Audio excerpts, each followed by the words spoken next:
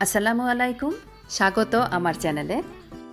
আজকে শেয়ার করব তুলতুলে নরম রুটি তৈরির রেসিপি। অনেক ছোটবেলা থেকে রান্নার প্রতি আমার আগ্রহ থাকা সত্ত্বেও কেন যেন রুটি বানানোর প্রতি কোনো আগ্রহই আমার ছিল না। সে কারণে শেখাও হয়েছে অনেক পরে। তো প্রায় বিয়ের পরে আমি রুটি বা পরোটা বানানো শিখেছি। এখন আলহামদুলিল্লাহ অনেক ভালো রুটি পরোটা বানাতে পারি। তো আজকে চলে এসেছি আপনাদের সাথে তুলতুলে নরম রুটির রেসিপি শেয়ার করার জন্য। তো প্রথমেই আমি চায়ের মগের 1 মগ পরিমাণ পানি একটা হাঁড়িতে নিয়ে আধা চা চামচ পরিমাণ লবণ দিয়ে দিলাম। চুলাটাকে জ্বালিয়ে দিলাম। এবারে ঢাকনা দিয়ে অপেক্ষা করব লবণ পানিটার মধ্যে বলক ফুটে ওঠা পর্যন্ত। আপনারা যতটুকু আটার রুটি তৈরি করবেন বা ময়দার রুটি তৈরি করবেন ঠিক ততটুকু পরিমাণই পানি নেবেন, তাহলেই রুটিটা অনেক বেশি সফট হবে।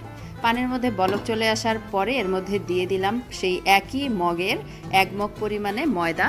ঢাকনা দিয়ে দিলাম আর চুলা আঁচটাকে কমিয়ে একদম লো করে 2 মিনিটের জন্য পানির সাথে ময়দাটাকে সিদ্ধ হতে দিলাম।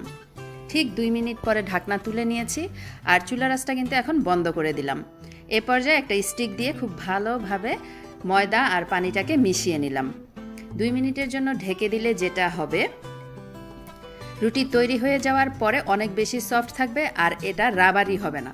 অনেক সময় দেখা যায় রুটি তৈরি হয়ে যাওয়ার পরে রুটিটা ছিঁড়ার সময় রবারের মতো বড় হয়ে যায়, ছিঁড়তে সময় লাগে। 2 মিনিটের জন্য যদি ঢেকে ময়দা বা আটাটাকে সিদ্ধ করে রুটিটা তৈরি করেন তাহলে আর রাবারি হয়ে যাবে না, অনেক বেশি সফট হবে। তো আটাটাকে আমি পানির সাথে মিশিয়েই চুলা থেকে নামিয়ে একটা প্লেটের মধ্যে নিয়ে নিলাম। দেখতেই পাচ্ছেন তলার মধ্যে কিন্তু খুব একটা লেগে নেই আর পুড়েও যায়নি। এখন যতটুকু একটু লেগেছিল আটা, আমি শুকনা একটু ময়দা ছিটিয়ে সেটাকে হাত দিয়ে একটু প্রেস করে তুলে নিচ্ছি।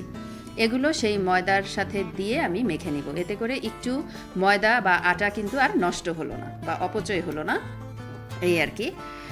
এবার স্টিক থেকেও আমি ময়দাটাকে নিয়ে নিলাম আর অপেক্ষা করছি কিছুটা ঠান্ডা হয়ে যাওয়া পর্যন্ত। পুরোপুরি ঠান্ডা করা যাবে না, এই খামিরটাকে মোটামুটি কুসুম গরম থাকা অবস্থাতেই মেখে নিতে হবে।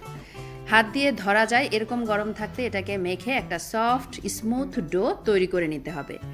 আর ডোটা কতটা সফট হয়েছে আশা করি আপনারা দেখেই বুঝতে পেরেছেন। সমপরিমাণ পানি সমপরিমাণ আটা বা ময়দার সাথে দিয়ে আপনারা খামিরটা তৈরি করে নেবেন। তো স্মুথ একটা খামির তৈরি করে নেওয়ার পরে আমি প্রায় 5 মিনিটের মতো এটাকে মথে আমি স্মুথ খামির তৈরি করে নিয়েছি। লম্বা একটা রোল করে নিলাম আর যতটা রুটি তৈরি করব ততটা ভাগে ভাগ করে নিচ্ছি। এটা যার যার পছন্দের উপর, আপনারা রুটির সাইজ কতটা বড় বা ছোট করতে চান সেটা বুঝে আপনারা বলগুলোকে তৈরি করে নেবেন। এবারে সবগুলোকে আমি ঘুরিয়ে ঘুরিয়ে একটু আরও প্লেন করে বলগুলো তৈরি করে নিচ্ছি। এরপরে রুটিগুলো তৈরি করব।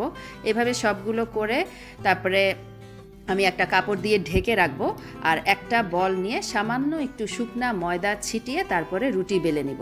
অবশ্যই ঢেকে রাখবেন, না হলে উপরের অংশটা ড্রাই হয়ে যাবে। আমি একটা কাপড় দিয়ে ঢেকে রাখলাম, আপনারা চাইলে যে কোনো ঢাকনা দিয়েও ঢেকে রাখতে পারেন। তো শুকনা ময়দা ছিটিয়ে একটা বল নিয়ে আমি রুটি বেলে নিচ্ছি।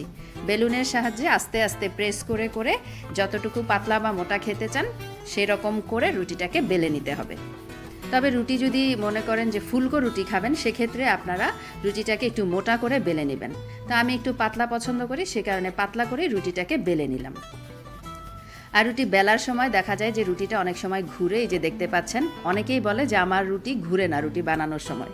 এটা আসলে প্র্যাকটিসের ব্যাপার। বানাতে বানাতে যখন হাত চলে আসবে তখনই দেখবেন যে অটোমেটিক্যালি রুটিটা বেলার সময় এরকম ঘুরবে। এইভাবে করে সবগুলো রুটি তৈরি করে নিব। আর প্রতিটা রুটি বেলার সময় চেষ্টা করবেন যতটা সম্ভব কম পারা যায় শুকনা ময়দা দিয়ে রুটি বেলতে। আর যদি মনে করেন যে বেশি ময়দা দিয়ে আপনার রুটিটা বেলছেন সেক্ষেত্রে ভাজার আগে অবশ্যই এক্সট্রা শুকনা ময়দাটা ঝেড়ে ফেলে তারপরে রুটিগুলো ভেজে নেবেন, না হলে ভাজার সময় আবার শুকনা ময়দাগুলো পুড়ে উঠবে। তো একটা ফ্রাই প্যান খুব ভালোভাবে আমি গরম করে নিয়েছি। এরপরে এর মধ্যে একটা রুটি দিয়ে দিলাম। রুটি বা পরোটা ভাজার আগে প্যানটাকে খুব ভালোভাবে গরম করে নিতে হবে। আর রুটি বা পরোটা ভাজার ক্ষেত্রে অনেক বেশি উল্টাতে হয় না, এতে করে শক্ত হয়ে যায়। তো আমি 3 থেকে 4 উল্টানোতে রুটিটাকে ভেজে নিচ্ছি। একটা পাশ যখন হয়ে যাবে তখন আরেকটা পাশ উল্টে দিব। আর এক পাশে যখন হালকা একটু ব্রাউন কালার দেখা যাবে তখন একটা সুতি কাপড়ের সাহায্যে আমি প্রেস করে করে রুটিটাকে সেঁকে নিব। এতে করে অনেক সময় রুটিটা ফুলে উঠতে সাহায্য করে। তো আমি রুটিটা যেহেতু খুব পাতলা করেছি সেই কারণে খুব একটা ফুলবে না। আপনারা যদি ফুল করে রুটি খেতে পছন্দ করেন সেক্ষেত্রে রুটিটাকে তুলনামূলক একটু মোটা করে তারপরে বেলে নেবেন।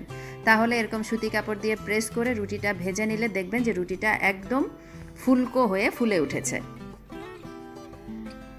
তো এইভাবে কাপড় দিয়ে আপনারা প্রেস করে রুটি ভেজে নিতে পারেন। আবার কাপড় ইউজ করতে না চাইলে রুটি সেকার যে হাতাটা আছে সেটা দিয়েও আপনারা প্রেস করে রুটিটাকে সেঁকে নিতে পারেন, সেটাও আমি দেখিয়ে দিচ্ছি। আর চুলার আঁচটা কিন্তু ফ্রাই প্যানটা গরম হয়ে যাওয়ার পরে আমি এখন মিডিয়ামে রেখেছি। মিডিয়ামে রেখে তারপর রুটিগুলোকে ভেজে নিচ্ছি। রুটিটা দুই পাশে যখন ব্রাউন কালার দেখা যাবে তখন হাতাটা দিয়ে একটু চেপে চেপে দিলে রুটিটা একটু ফুলে উঠবে আর সুন্দরভাবে ভাজা হবে। এই তো সবগুলো রুটি আমার ভাজা হয়ে গেছে। আর এই রুটিটা 2 দিন পর্যন্ত কিন্তু এরকম সফট থাকবে যদি হটপটে বা যে কোনো এয়ারটাইট বক্সে আপনারা রেখে দেন। আশা করছি আমার আজকের ভিডিওটা অনেকেরই উপকারে আসবে। যদি একটু হলেও উপকারে আসে প্লিজ চ্যানেলটাকে সাবস্ক্রাইব করে সাথেই থাকবেন।